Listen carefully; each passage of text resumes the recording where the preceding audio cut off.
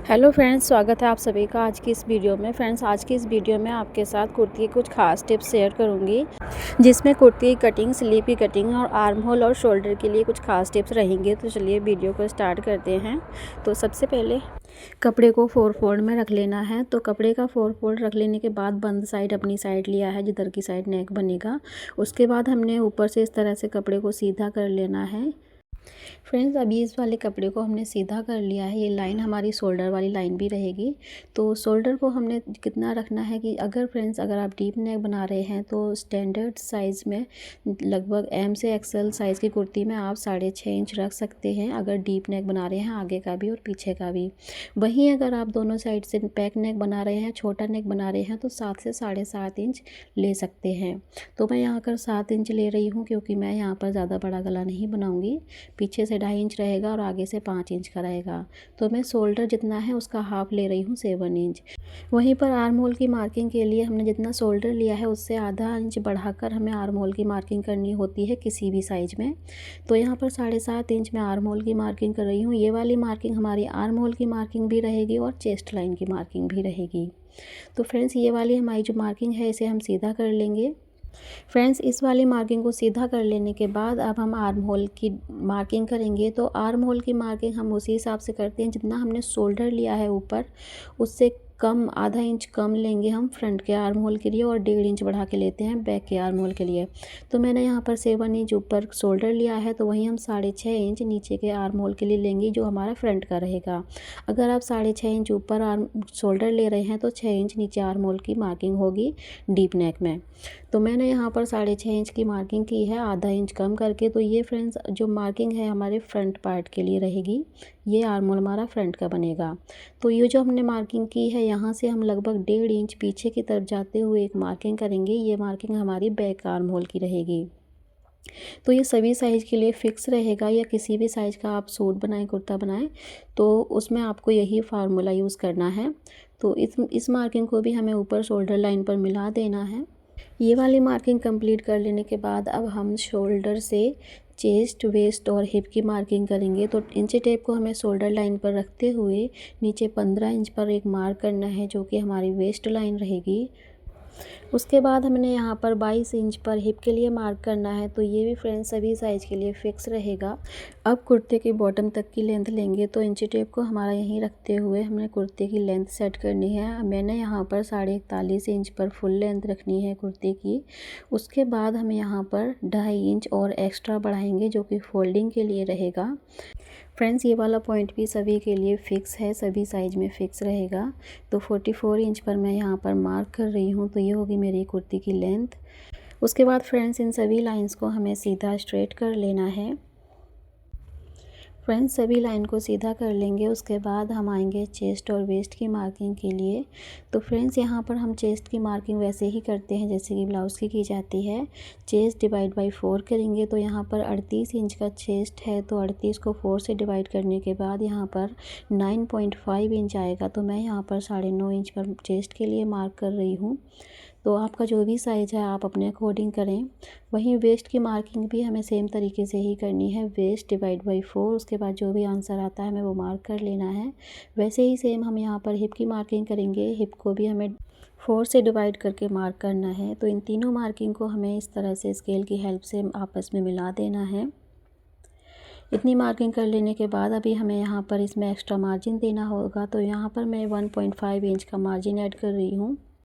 In future अगर कभी भी हमारा जो कुर्ता है लूज़ या टाइट होता है तो उसके काम आता है ये। तो ये मार्जिन देना बहुत ज़रूरी होता है। उसके बाद हम इस तरह से आर्म होल की गोलाई देंगे। बहुत ही फिनिशिंग के साथ ये गोलाई हो जाती है। तो इस तरह से हम यहाँ पर आर्म होल की गोलाई दे देंगे। अब हमने आगे घेरे की जो है वो मार्किंग करनी है फ्रेंड्स। तो घेरे की मार्किंग हम हिप के अकॉर्डिंग ही करेंगे, जितना हमारा हिप है उतना ही हमें नीचे घेरे के लिए मार्क कर लेना है। तो स्ट्रेट में से मार्क कर देने के बाद इस लाइन को भी हमें आपस में इस तरह से स्ट्रेट में सीधा जोड़ देना है। इसकी मार्किंग कर लेने के बाद फ्रेंड्स हम नेक की मार्किंग करेंगे। तो नेक विड्थ यहाँ पर 2.5 इंच रहेगी। ये भी सभी के लिए फ़िक्स है। अगर ज़्यादा हैवी सूट है तो आप 3 इंच भी रख सकते हैं। तो मैं यहाँ पर 2.5 इंच रख रही हूँ। और फ्रंट नेक की जो लंबाई है नीचे 5 इंच ले रही हूँ। तो इसकी हमें बॉक्स बना लेना है।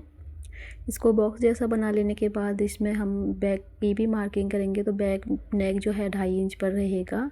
तो आगे और पीछे दोनों के नेक हमें इस तरह से मार्क कर लेने हैं और उसके बाद इसमें हमें राउंड शेप दे देना है।